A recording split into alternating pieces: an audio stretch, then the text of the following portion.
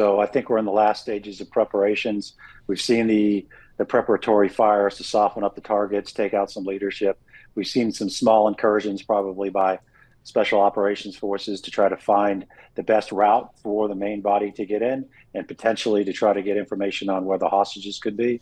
And now we're going to see a giant movement of all these tanks and armored personnel carriers and combat engineer vehicles. They're going to leave the assembly area. They're going to get in their attack formations, and then likely enter from Erez up at the top, because that's the best when it comes to terrain for all these formations to get into, and then funnel in to the top, going straight toward Gaza City. And to your point, they're going big, and it's going to be violent.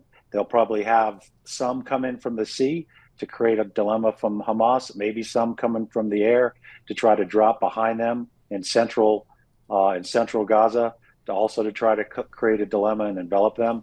But once they get into the actual fighting, it's going to be block by block. I'm hearing the Israeli planners that talk to me talk about upper and lower Gaza. Upper being buildings and everything that you see normally in a city. Lower is all these tunnels. There's around 300 miles of tunnels down there. And that's going to be bare militarily to try to conquer. How deep are the tunnels? Why can't a couple of questions I've had, and maybe you can help, Mick. How do they block the sea border? I mean, why wouldn't people in Gaza be able to get out on boats or, even swimming, as rudimentary as it sounds, right? They're on the sea. How do they block that? So there's been a naval blockade in place by the Israelis for some time, because that was one of the means of which Iran, quite frankly, smuggled weapons into Gaza. The other was through the tunnels leading into Egypt. So that's been blocked. If boats were allowed in, there could be some exfils, civilians leaving that way. But I don't think the Israelis are letting any vessels in any of the sea space right off the coast of Gaza. I do think they'll try some kind of amphibious landing, maybe just a small special operations type force, or more like a giant or a large marine formation, like the Marine Corps type formation hitting the beach. Everybody is going south via vehicle or foot. I also wonder, we talk about the objective for Israel, but going back to the terrorist attacks that we saw last week, why did Hamas do that, other than, spreading terror and, I guess, retaliation against what they feel has been done to them? Do you think they're trying to bait the Israelis into Gaza? Yes, and that's a good point of your question. So when they attacked Israel like this, they had to know that this was going to happen, and I think they did. Why did they do it? Obviously, to your point, terror. They're a terrorist organization, been designated as such since 1997. But also, they want to disrupt all of the diplomatic efforts in the region. We've already had the Abraham Accords. Saudi Arabia and Israel were getting close to normalizing relations. This is not good for Hamas. It's not good for Iran. And if it's not good for Iran, it's not good for Hamas or Hezbollah. And that's potentially part of what you're trying to do.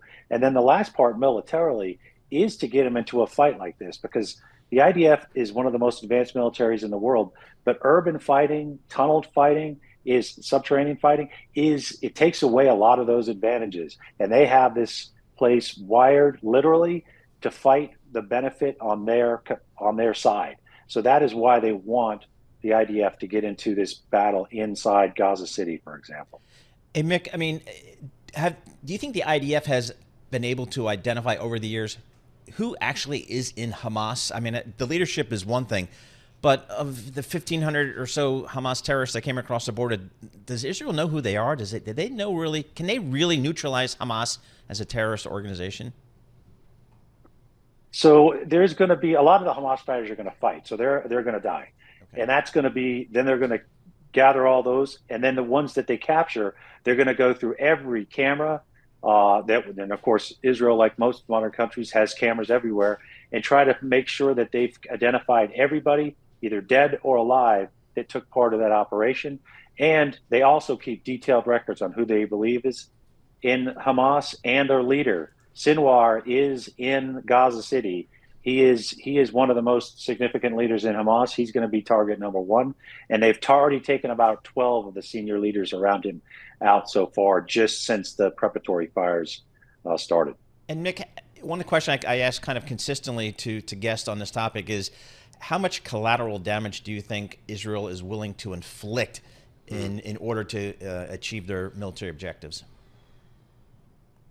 Well, I would hope, and I do believe they will, adhere to the law of armed conflict, which is to do everything you can to limit civilian casualties. And the first step is getting this humanitarian corridor that allows civilians to leave northern Gaza and move to southern Gaza, hopefully in a UN-sponsored safe haven that's monitored.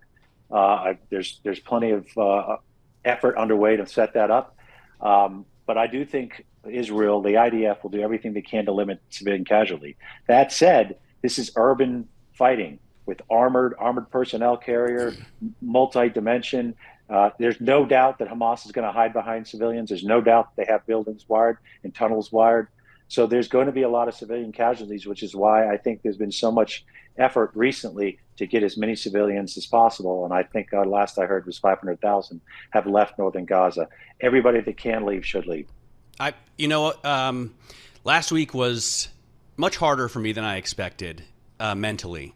And I don't even have a dog in this fight. It just hurt to see all of the damage inflicted by the terrorist attack first, and then looking at the pictures of women and children in Gaza in the hospitals was also, the little girls look like my little girl. How do you deal with this as a soldier, as a leader? How do you deal with that part of it?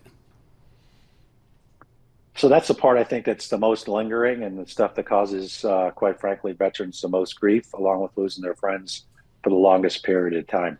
You'd hope that if, quite frankly, if adult men would start wars, they should be the ones fighting it, right? Not little kids as we see around the world in so many places, and certainly not all these innocent civilians who just happen to be caught in the crossfire. As you said, whether it's in Israel, whether it's in Gaza, or whether it's in Ukraine.